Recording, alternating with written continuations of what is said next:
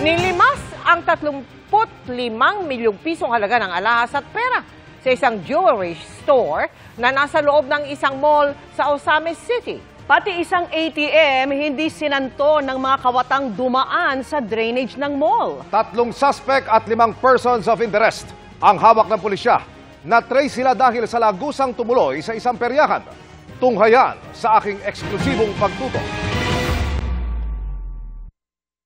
Wasak at nakatumba sa sahig ang vault. Limas ang laman at nakasabog ang mga gamit sa sahig. Yan ang dinatna ng mga staff sa pinapasukan nilang jewelry store sa Osamis City kahapon. Unang araw pa naman sana ng pagtitinda ngayong taon ng jewelry store na nasa loob ng isang mall. Gumawa po sila ng malaking butas. Dumaan po din yung mga suspect. May dala sila na yung parang martilyo, yung mga barena, ganun po. Sa food court, doon po sila lumabas. Tapos binutasan nila yung roll-up para makapasok sila sa may grocery. Tapos doon sa store po namin, sir, binutasan po nila yung glass door namin. Pagkatapos ay pinuntirya raw ang kanilang vault. Linasap po nila yung namin, sir, yung bowl. Hindi ko po alam kung anong gamit nila. Nagtataka po kasi ako, sir, kasi mabigat yung bolt namin at saka double door. Double lock, gano'n. Hindi ko po alam kung paano nila binuksan, paano nila na-open, paano nila binasag yung bolt namin. Sa inisyal na pagtaya, hindi bababa sa 35 milyong piso ang halaga ng mga natangay ng mga suspect bukod pa sa cash. Sa mga alahas, nasa 35 million at saka yung cash, sir, nasa mga 721,000 po. Pagkatapos ng jewelry store, sunod namang winasak ng mga suspect ang isang ATM. Hindi pa tiyak kung magkano ang nawala rito.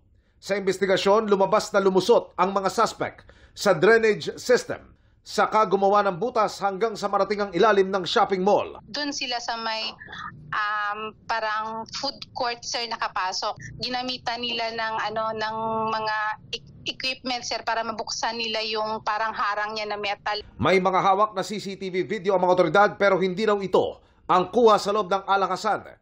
Sinira raw ng mga suspect ang security camera ng jewelry shop kaya wala silang nakuha. Sa kabila niyan, 3 suspect at hindi bababa sa 5 persons of interest ang natukoy sa follow-up operation at nasa kustodiya na ng mga pulis. Galing sila sa komunidad kung saan pinaniniwala ang hinukay ang lagusan papunta sa mall. May butas siya, sir, sa ilalim. Heading ngayon doon sa tinatawag natin na parang peryahan. Doon sa area na yun, sir, merong mga nakatira ng kubo-kubo na mga bahay doon. Chinek natin yung mga residents doon. Pero aminado ang pulis, malamang sa may iba pang personalidad na nasa likod nito. Tinitingnan natin, sir, na baka kasi yung mga ginamit lang itong mga nasa police custody natin. Nakikipagtulungan na rin ang mall sa investigasyon. Para sa GMA Integrated News, Emil Sumangil, Nakatutok 24 Oras.